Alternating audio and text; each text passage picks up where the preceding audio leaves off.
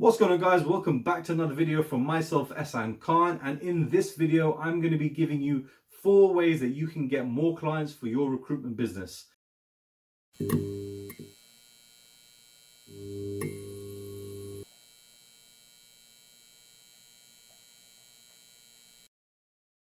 But before we get into this video, if you haven't done so already, make sure that you click the subscribe button now and you click the notification bell that's next to it to get notified every single time I upload a new video.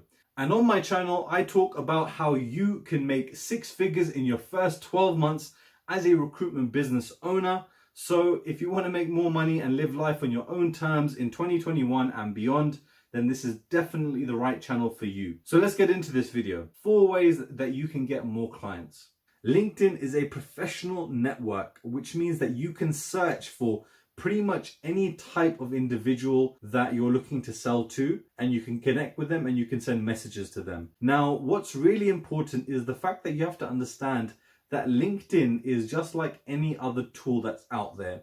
If you don't know how to use that tool, then it's not going to be as effective for you as compared to somebody who does know how to use that tool. So if you are in the beginning stages of your business, or maybe you've been running your business for a while now, and I speak to a lot of people that have been running their business for 12 months, 24 months, 36 months, and they're not getting results. So for me, I would take a big look at that and think, if I'm not making results, not making placements in my first 3 or 4 months of starting, then something drastic needs to change. And for most people, that's direction. Now, if you are new, then this is great. And if you have a few years of experience, or you have some experience in your recruitment business and it hasn't been working for you, then I want you to think about this. You need to be a vertical market specialist. You need to be somebody who specifically focuses on one particular job type that is called the vertical market. And when you do that, you can then use LinkedIn to find the very specific people that you know that you need to sell into. And in my last video, I gave a example for mechanical design engineers. So I'm going to run with that same example for this video here. Now, if I am recruiting for mechanical design engineers, then I know that the type of people that I want to speak to are known as design managers, because every design manager will hire for a design engineer, as will engineering managers and technical directors. What I can also do on LinkedIn is filter by industry to make sure that I'm not finding engineering managers in, say, for example, the IT world. So I can actually filter down to mechanical or industrial engineering and find people who identify as engineering managers or design managers within that industry. Then what do? I just go straight through every single one of those people and I add them to my system, or add them to my list, whatever system that you might have. I use a CRM, but you might use Excel. And what you want to do is you want to put their first name, their surname, their job title, and the company that they work for on your list. And you want to find out what their contact details are, and you want to get in touch with them and introduce yourself as a specialist. So tip number 1 is use LinkedIn. But like I said, you should be using LinkedIn as a specialist recruiter, not as a generic recruiter, because the world doesn't need any more generic recruiters. But these highly skilled markets, like for example, engineering or technology or IT or oil and gas or pharmaceutical, these type of industries that require very specialist skills, require specialist recruiters to find those specialists for their specialist needs. So that's why you can add value, charge more for higher salaries in these markets, and LinkedIn is a free tool that you can use to build your network, build your database of not only the clients, but of the candidates as well. Tip number 2. Now, this is something that most people will not have even thought of. And the reason they haven't thought of that is because they're generic recruiters. Now, if you're a specialist, and I'm going to keep going on about this because this is the way for you to start charging higher fees in higher value markets and ultimately make more money by working less than what you're doing now, working on these small, low fee, high churn, high volume markets that you're working within, and you're probably running around like a hamster wheel, a bit crazy, a bit stressed out. Even if you are making money, there are better ways of doing it. But a great way for you to make more money by getting more clients onto your database that are relevant for your market is by just looking at a candidate CV. Now, again, if you're a generic recruiter, this is going to be a bit more tougher for you, but if you're a specialist recruiter, then this is going to work like a treat. So this can work for any level, by the way. So this could be for drivers or maintenance technicians, but it can also go up to CEOs and directors of engineering companies or IT companies, whatever it might be. Now, what you want to do is you want to look at a candidate's CV or a candidate's LinkedIn profile. That is a particular type of person within your vertical market. So let's move away from the example of a mechanical design engineer and say we're looking for a JavaScript developer. Now, if I'm looking for a JavaScript, or if, for example, I'm looking to place JavaScript developers, I'm a specialist JavaScript developer recruiter, then how do I find more clients? Well, it's very simple. I can go to the profile on LinkedIn of a Java developer, or I can find a CV of a Java developer, and I just need to look at their CV and see which companies they worked at as a Java developer. Now, I know that those companies hire Java developers or JavaScript developers because this person used to work for them as a JavaScript developer. So again, all I need to do is find out who the hiring manager is, add them to the system and contact them. And again, you can find out their email address, and I might make a video on Friday about how to get more email addresses, and I might go through a bit more of the technical way of what I'm talking about here. But in essence, all you need to do is look at a candidate's profile, whether that's their LinkedIn or their CV,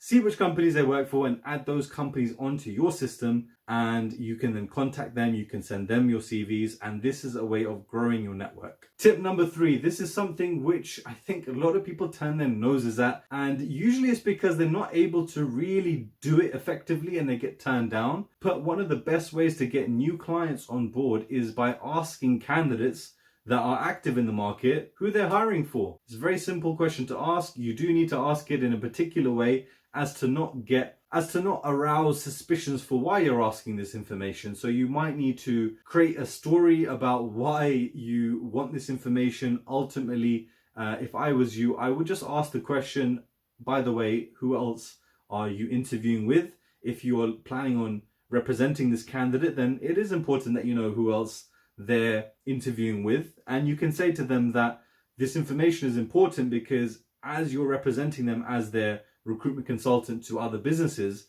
it's important for you to know who else they're interviewing with so that you can understand how to get the best offer for them. So always make sure it's about them, but you will need to come up with some sort of story for this in most instances for why you want this information. If you just ask people, by the way, who are you interviewing with at the moment, most people won't tell you unless they're quite junior, because they know the game, they know how recruiters work and operate. But most of you guys aren't asking this question because most of you guys haven't worked for recruitment companies before, or if you have, you might have been turned down one or too many times once asking this question, and you stopped asking this question moving forward. But I would recommend every single phone call with a candidate, you ask this question. Don't worry about getting shot down. Don't worry about failing. That's the whole purpose of life, is to keep trying and taking the wins where they come. Now, the fourth way that you can get more clients is a bit similar to some of the other ones, but in a different way. So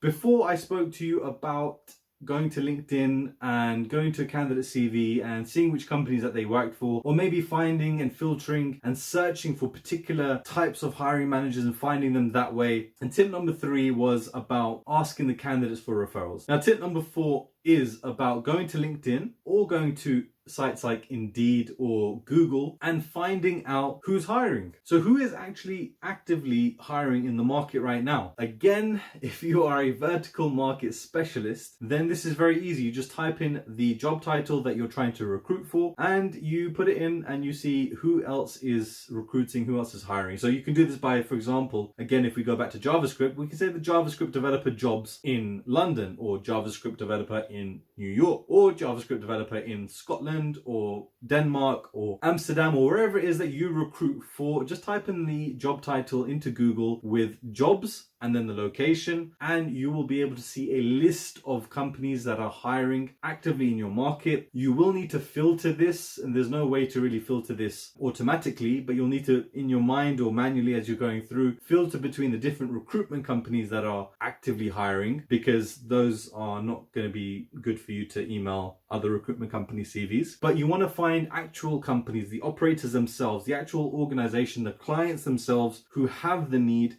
They will also be advertising on Google, LinkedIn, and Indeed. And you want to go to those sites. You want to see who is looking for these type of skills. You want to go to the company. You want to add the company to your list or to your CRM.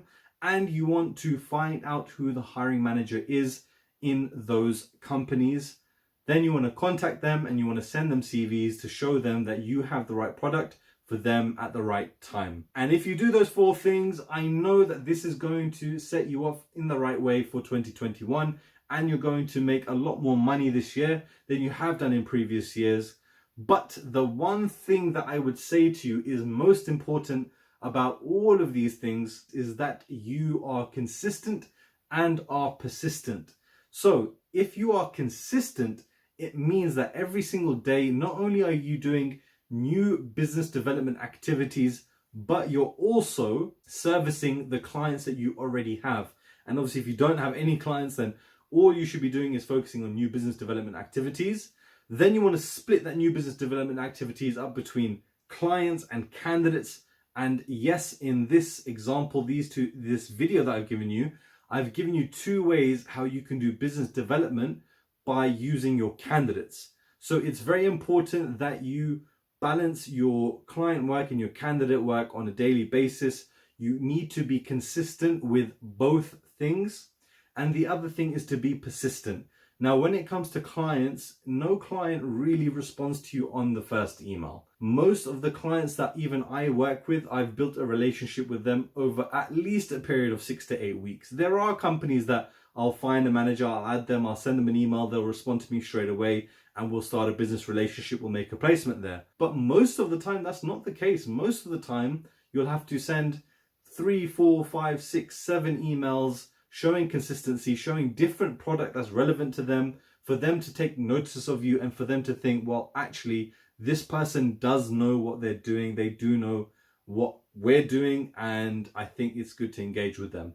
So consistency and persistence is vital for recruiters. Don't give up, keep fighting the fight. And when you do get those wins should be big. And that's why I teach in my vertical market specialist model, the high value, high ticket recruitment sales model that I've been utilizing and that $1 billion recruitment organizations use to grow their companies and grow their wealth, whilst most other people focus on the low end, the low skilled positions, and they're having to focus on a volume market. So one placement is only a small amount and they need to build up lots and lots of placement to do the same amount that I would probably do in one placement.